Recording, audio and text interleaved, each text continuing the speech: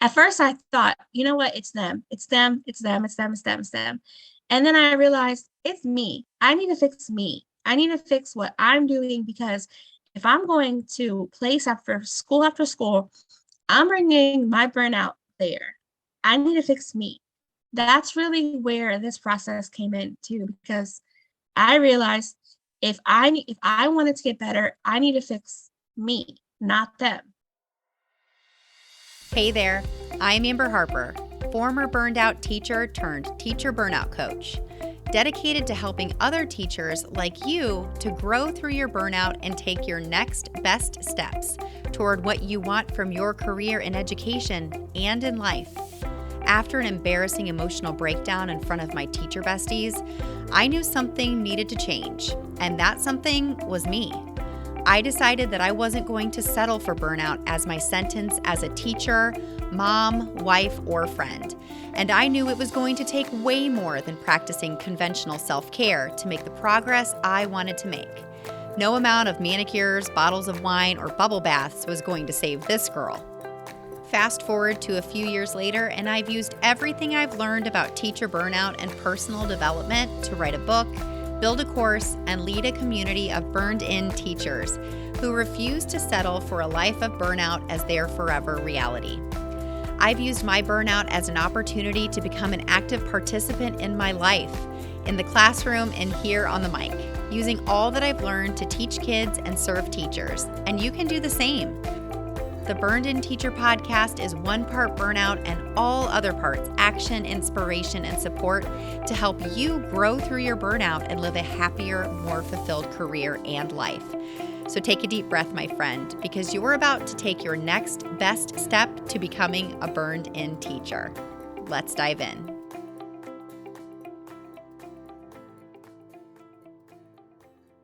Hey, Burned In Teachers. Welcome to episode 161 of the Burned In Teacher podcast. I am so excited, as always, that you have decided to join us here today. In this episode, I'm going to share with you my interview with a Burned In Teacher University student and member. Her name is Melissa. And my goodness, as she's talking and telling her story, like my heart broke so many times. She had a lot of different challenges coming at her, one after the other, and from multiple angles and different places in her life. And, I couldn't help but just being like, damn, like she kept trying and trying and trying and trying, no matter how hard the situation was that she was dealing with or how little support she felt like she was getting. She has continued to show up for herself, show up for her students, and even show up in different places and spaces so that she can find the right fit for her. And I know that many of you are going to relate so deeply to what she talks about in her pre-burned in teacher story. And I just really appreciated how real and how raw she was about the challenges that she has faced both personally and professionally, and how she has decided to change her perspective and really think deeply about what she can do to change her own reality in her school. And I'm so excited for this interview.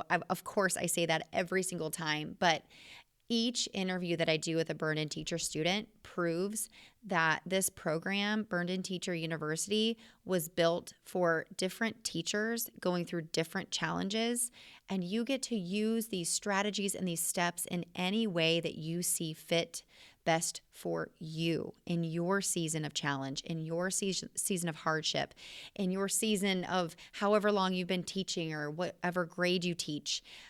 There's always a way for you to use these strategies to help you to move forward rather than stay stuck in burnout or to leave a career that you love or used to love. And I think that will come through very clearly how this program was built for teachers like you and I, who we don't want to leave teaching. We wanted to be a forever educator and a forever teacher, but we know that things just aren't going the way that we either hoped or how well they used to go, and we need help. And at one point, I actually almost got a little emotional because the way that Melissa verbalizes her struggle and where she was, I just connected so deeply to that. So I'm so excited to introduce you to Melissa. She is in her 12th year of teaching. She's currently a first grade teacher, and her favorite form of self-care is sitting in the hot tub. I love that. And here's how she describes her burnout story in just a couple of sentences. It started when I was placed to teach pre-K at a Head Start center. I had a terrible relationship with my co-teacher. I was bullied and harassed at another school a few years later. When my 2-year-old niece was diagnosed with leukemia, it became even worse. And you're going to hear her talk about this deeply personal and traumatic experience with her niece and how she handled it in the moment and how she knows that she's going to handle future hardships as they come along. Because we all know it's not going to be sunshine and roses, right? And I want to make sure that you understand that the Burned In Teacher University course is open and ready for enrollment. And I would love to see you inside so that you can get unstuck, so that you can move forward from the challenges that you may be facing right now, personally and professionally. All right, without further ado, let's dive into this interview with Melissa. Burn on.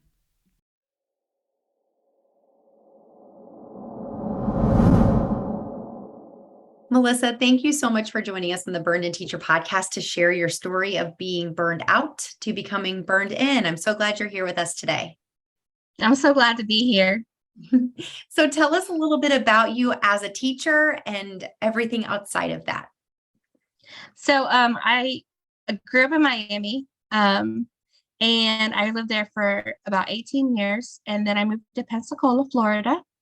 And then I moved to Dallas, Texas when my oldest niece was born. My brother needed help raising a little girl.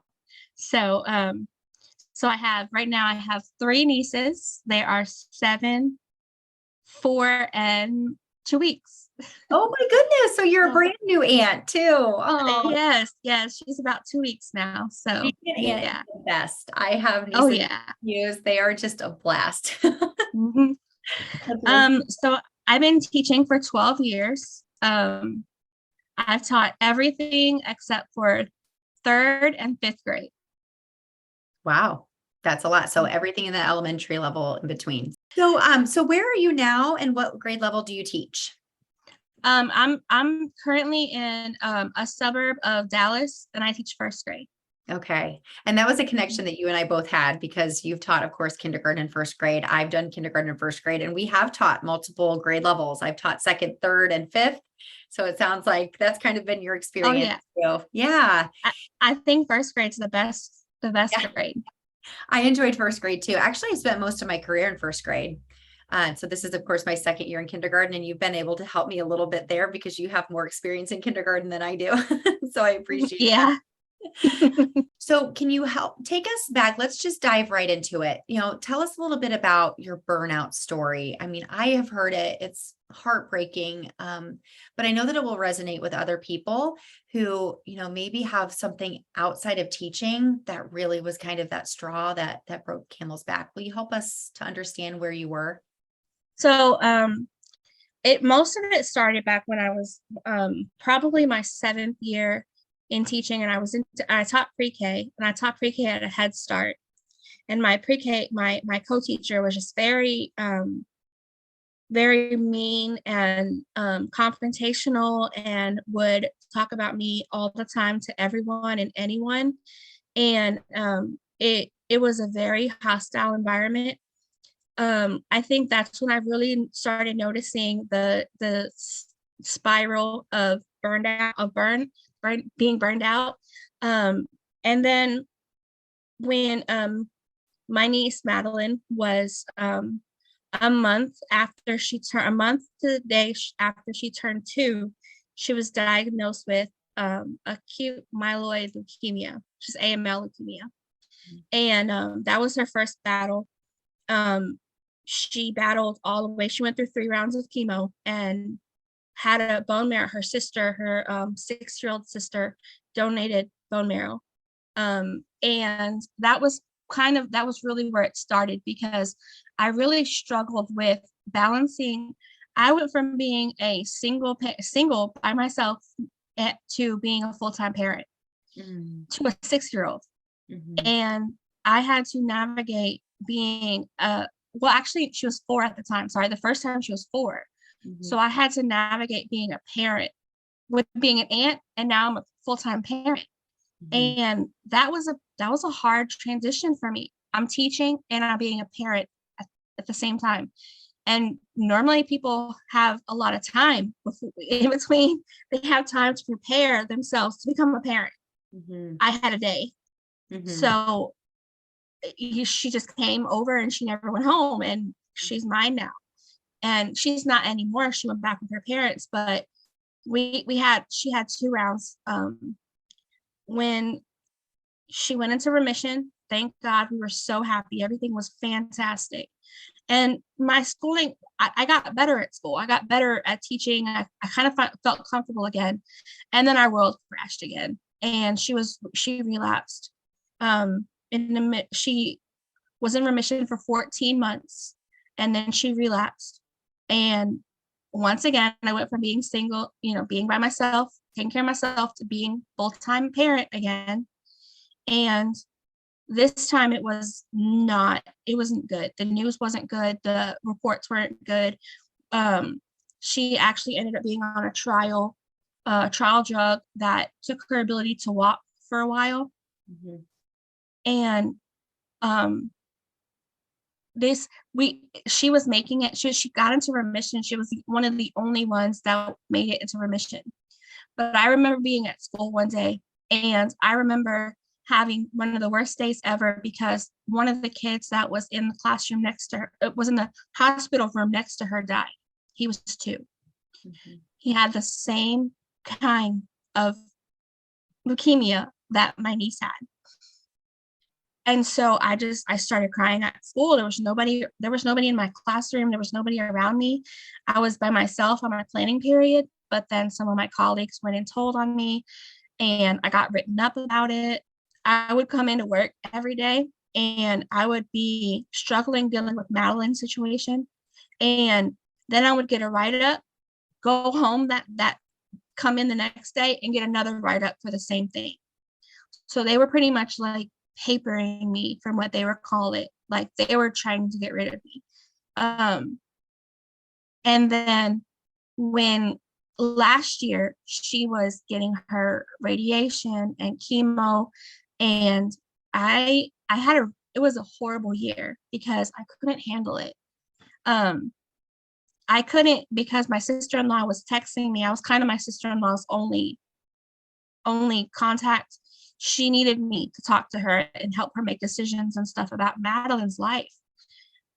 And I just had a hard time. It was hard. I would be telling her what to do, or, getting updates, and then I would teach. And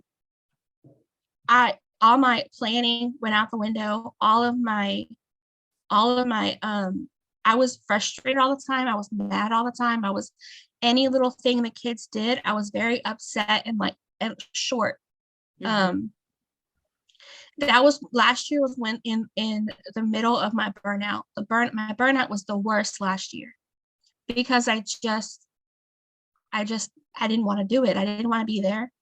I wanted to be with Madeline, and I wanted to, one of the things that I was dealing with last year is, at one point, Madeline had a 5% chance of survival. And I would know that, and then go back and teach small group. Like, oh, they just gave her a 5% chance of surviving, but here, now do this. It was very, very, very hard on me. And my burnout looked like not wanting to be there, crying all the time, being very short with the kids, not being happy at all. Everything the kids did, I would just stop it. Like, I would just be angry and frustrated all the time. And then my principal came in. I didn't know I didn't see her. And I got a text message that they thought Madeline was in heart failure. And I said something to one of the kids. I said something like, I know you know how to do these letters, because they were doing like letters and sounds and stuff. and they pretended like they pretending like they didn't know what to do. And I knew they knew how to do it. Mm-hmm. And I was like, how could you do that in front of the principal? Like, you know what to do. You know how to do this. So don't act like you don't know how to do it in front of the principal when you do it every day. Mm-hmm. But it wasn't what I said. It was how I said it. And it wasn't nice. Mm-hmm. It wasn't respectful. It wasn't friendly. It was me being completely burned out, done. I didn't want to be there anymore. I was doing the right things. I really thought that I was fine. And then one day I was like, I can't do this anymore. I can't do this anymore. I'm probably going to have to quit. And my mom was really the one that said, you know what, go out there and do some research. So I went on Pinterest and I found a burned out teacher or something like that on Pinterest. And that's when I found you.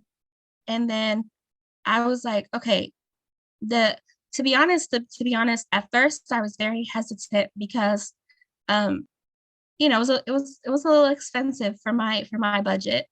But my mom was saying, you put time in, you put out years of your energy and blood and sweat and tears. And what's a little bit more money?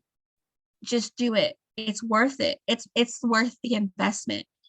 And it did give me pause for a minute because I was like, wow, for me, I was like, I don't know if I can do this. Like it was looking at it like, is it worth it? Because at the time it was a big investment. And then I was like, you know what? It is worth it. It is worth it. And I decided I'm done with this school. The principal was not working with me. The principal did not like me at all. So I decided that it was my time. It was my time to go to a different school. And I put everything into the burn-in process. And I feel so much better. Just as a little update, Madeline has had her second bone marrow transplant. Knock on wood. Knock on wood, she's getting better every day. She still has mobility issues. She's walking, but not like a regular child. She's our miracle. She's our miracle every day. So I have days where I go back to that, but I have days when I look at her and I'm like, she made it twice. Mm-hmm. So that's something that I guess that's really about my burned out story. Wow. That's a lot. Like, Melissa, I'm here listening and I'm like, oh my goodness. So you had this happening and this happening and this happening and this happening. And it seems like it was on all fronts. And one thing I kind of took away from that too, is that it's not like you just had, Madeline's older sister in your care just for fun. Like, she's going through trauma too. So you two are going through this trauma together and trying to process all these things. And you as the adult are trying to nurture her and be there for her. And who's there for Melissa, right? Like, right. So that was the hard part. Yeah. I can relate to you, definitely not as a traumatic situation, not the exact same situation, but back in 2011, I went through a traumatic experience with my uncle, and it made me someone who I did not know. Same. Trauma does that, right? Like, it changes you. Like, you can't focus. You're not the same person. And I remember that I would get into crying fits. I could not stop.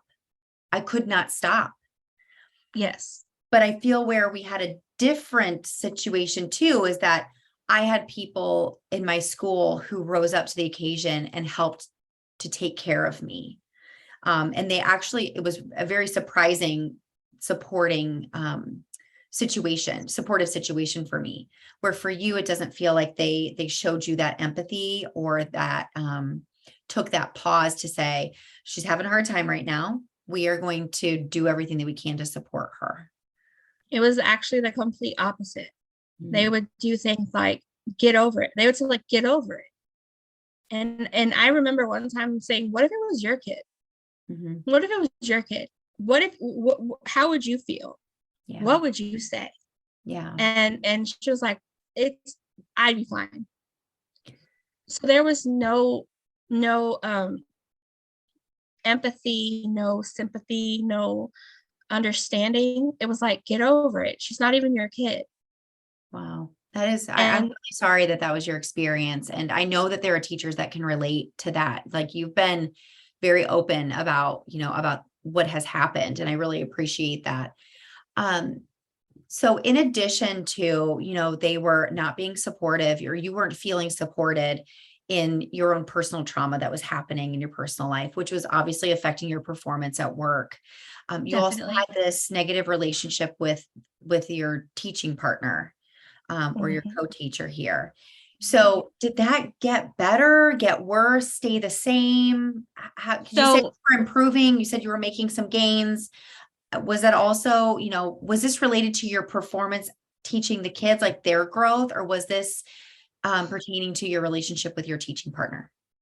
so I think I kind of jumped around. The pre-K one, when I was with my when I was teaching pre-K, when I had that very bad experience, Mhm. I I left. I left as soon as I could. Okay, And I went to a different school in town. got it. Okay, thank you for And sharing. Okay. when I went to the other school, um, it that's kind of when Madeline started getting sick and things started going downhill. Okay, 2020, when like the pandemic and all that happened. Um, and then last year was when she relapsed. I see. Okay, so this was. So it was kind of Mhm.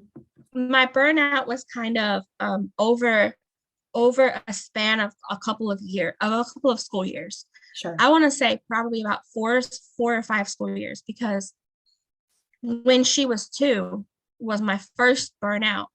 And then things got better, and now I'm teaching first grade and she relapses. Mhm. So now I'm teaching kindergarten when she relapses. So Okay. it's kind of, I kind of jumbled it all together.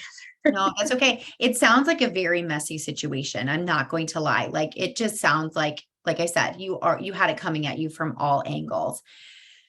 So I know that last summer you made a transition, like you changed schools again. So is this your third, Yes. is this a different district as well? This is a different district Okay. and You I'm started so all much over. happier. Oh Yeah. yeah. And we worked Mhm, through a lot of this in the Burned In mhm, Teacher Mastermind, in the group coaching calls. And mhm. you were really worried about switching districts because you're like, oh my goodness, like, is this going to happen again? Like, And I mhm, was terrified of the principals, and I still am.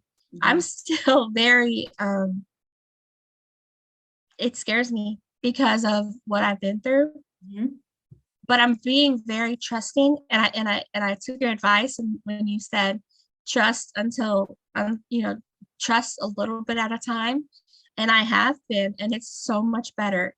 And it is because of my burnout, because of my trauma. I am scared sometimes to make a mistake. I'm scared to do something wrong because I can see, oh my God, am I going to get on a girl's plan again? Oh my God, are they going to do this to me again? Mhm. And so I have to kind of Yeah, battle with that. and I can relate to that too, the PTSD that you have from certain leaders. I mean, there's probably a better way to put that, but it is like post-traumatic stress disorder. Like I'm afraid of being sort of just surprised by, something that they kind of bring up that I'm like, well, that happened months ago. I didn't realize, like, and that caused me to have a really open conversation with my new principal last year. Like, if I ever do anything or say anything that you're unsure about, or that you don't really understand what I meant by that, please come talk to me right away. Like, I'm an open book.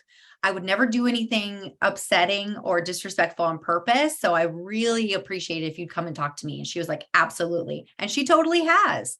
And that comes again from, like you just said, like trusting a little bit at a time and being open and honest at the beginning about what you need in order to feel successful.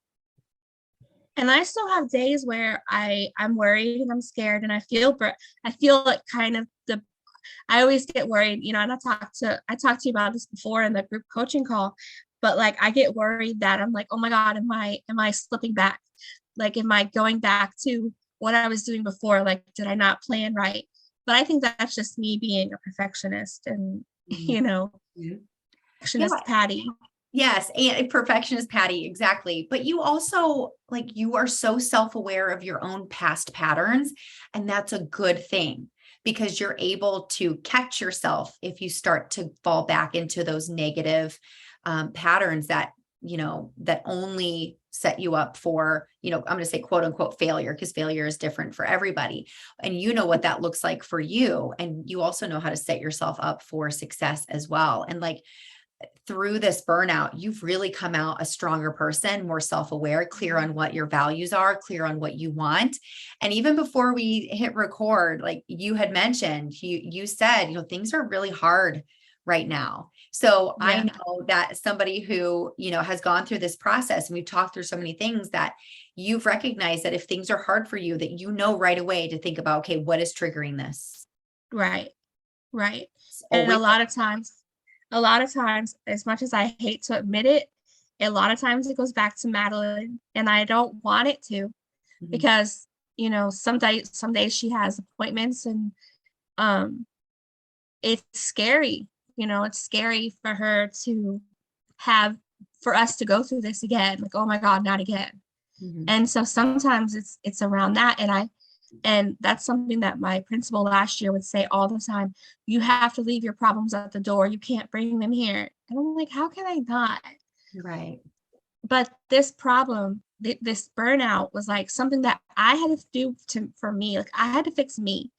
I realized that something was wrong with me and my habits and the things that I was doing in the classroom every day.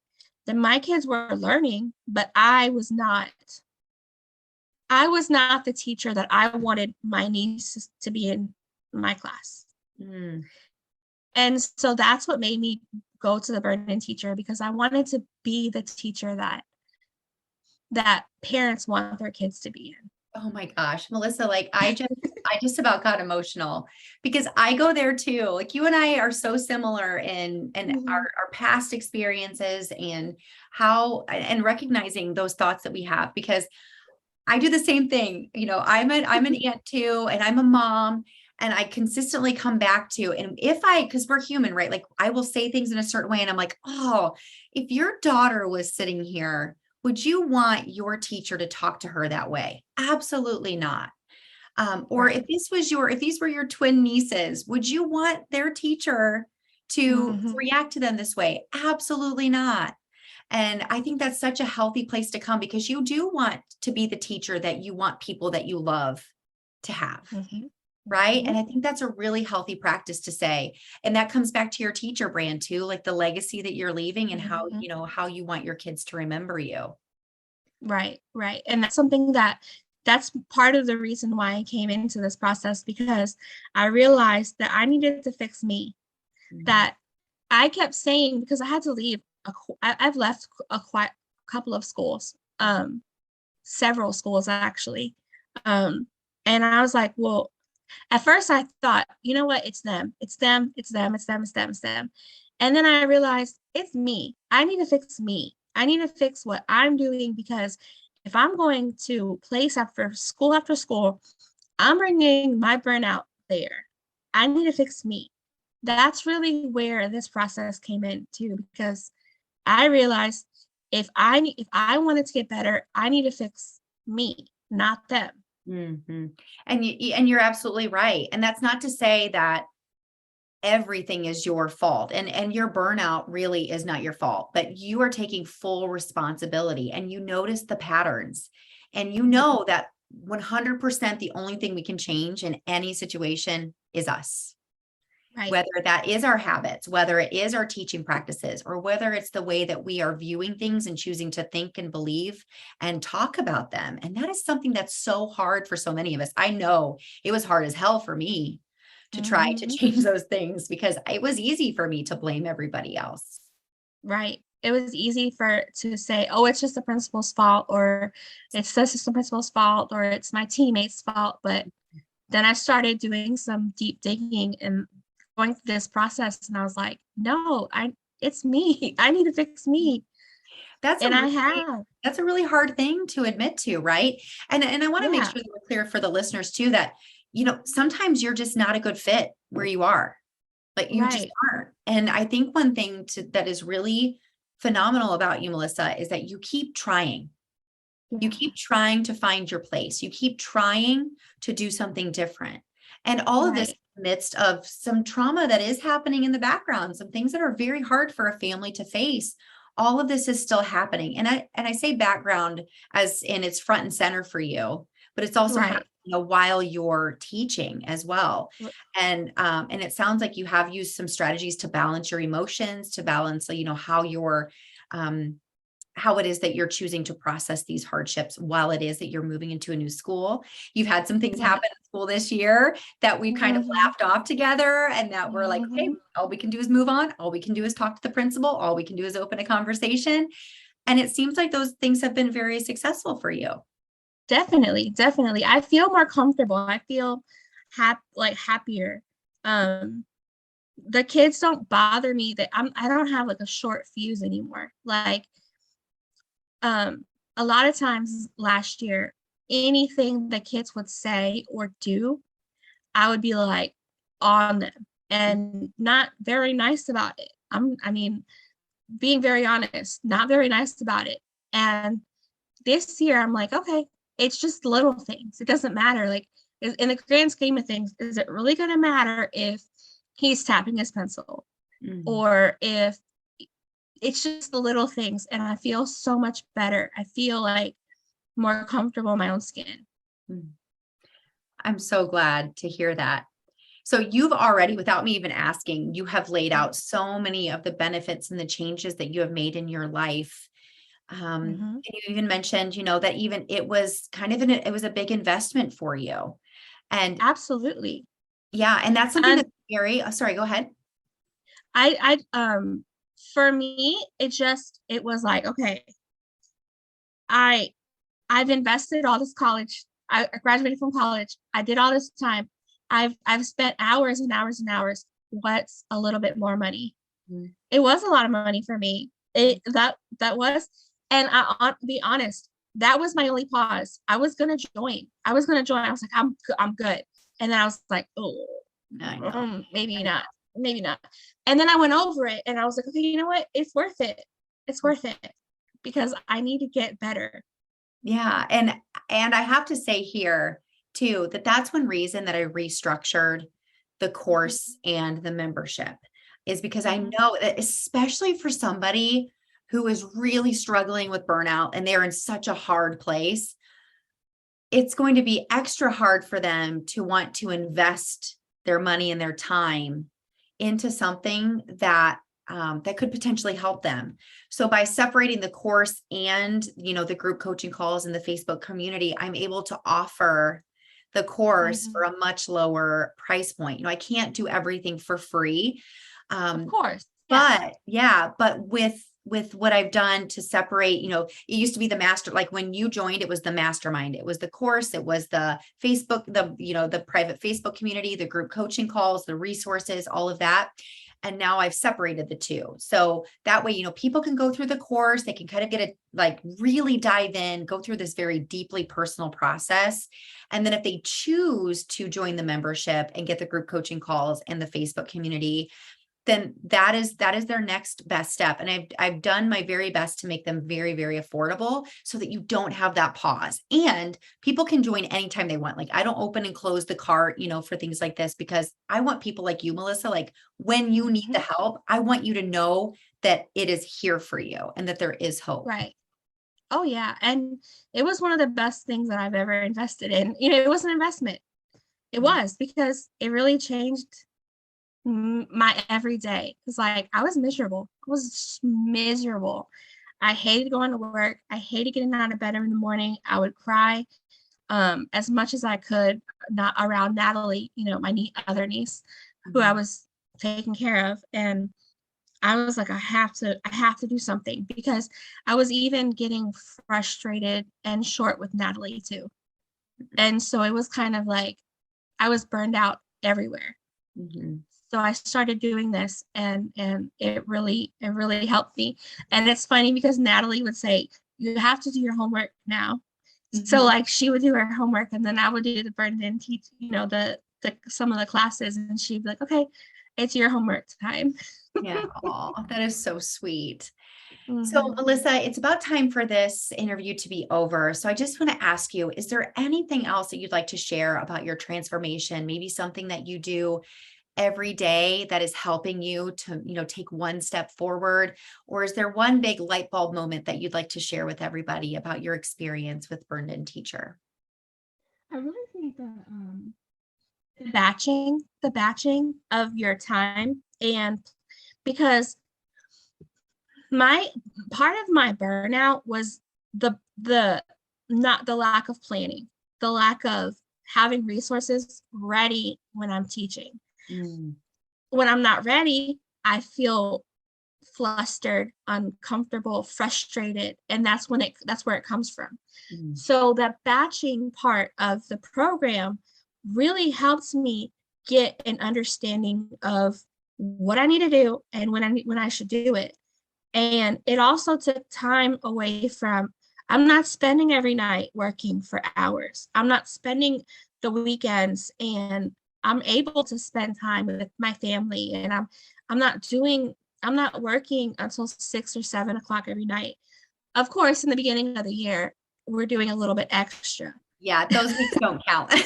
Yeah, yeah. We got it. But We do what we got to do. yeah, but the batching was really one of the things that, and the other thing that is an amazing takeaway is I like how I was able to identify my weaknesses and how to solve them. Not just like, oh, I know that I have a problem with planning. Not a problem, but yeah, I have a problem with planning. This was this Okay. was a this was an area in my life, an area in my teaching career that I was like, I'm messing up. I'm not doing it right. So if this is not working, how do I fix it? Mhm. And you gave me the steps that I needed to fix it. Mm. Melissa, I really appreciate how willing you are to be very open and honest about your strengths and the ways that you've gotten better by recognizing where you were falling short for your own well-being, like for your students' well-being. And you've done all of this work in the midst of a lot of personal challenges and professional challenges. You are the epitome of the exact person that I want to help. Like, you are willing to address the hard stuff and to Mm. hear, what you're doing well, but also what you could do better for the sake of your own well-being and for your sustainability in this career. Because I mean, we're losing teachers every single day because they don't know where to start. Right. And this gave me the tools that I needed to fix it. Mm, And it's not perfect. Like I have days where it just doesn't work. I'm mhm, just like, okay, guys, go get on Prodigy. mhm. I just have days where things just don't go like they're supposed to. Right. But I mean, I'm a lot better, and I'm doing a lot better now, having everything batched together and doing what I'm supposed to do. Well, and I know that you know this, but I want to say this for all of the listeners out there. The process is not about perfection. The process is about growth. And that looks different for everyone. And Melissa, you have really done a very good job of sharing all of the growth that you've experienced personally and professionally. And you've also proven that there's work that you've done with your mindset and with your Mhm. time management and all of Right. those things in between. So thank you so much, Melissa, for spending your time with us today and sharing your journey. We really, really appreciate it. You're welcome. All right, everybody, take a deep breath. You just took another step to becoming a burned in teacher. Burn on.